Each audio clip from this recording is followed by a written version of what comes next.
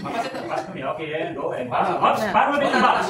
Ba't lumiit yung box? Kanina, hawak ni Regina ganyan. Pagpunta sa'yo, ganun na lang. Don't forget, use your imagination.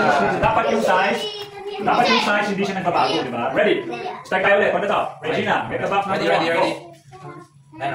Dapat yung size, ganyan pa rin. Very good. Dapat hindi nagbabago yung size. Very good. Let's go. Kasi maliit lang si Bon.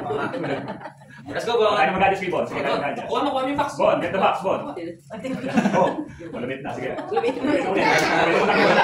Kaya mag-adjust. Ayan, kaya mo. Ayan, go. And pass it. Pass it. And pass. And pass. And pass. And pass.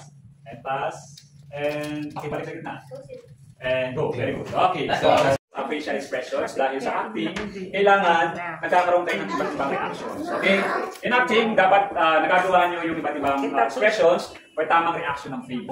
Okay? So, let's do the exercise using your imagination. Okay? So, gagamit tayo ng ating imagination. Okay, so imagine there's a box.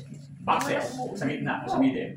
How many boxes? 3 boxes. Okay? How many boxes? 3. Okay, so listen sa ano ha.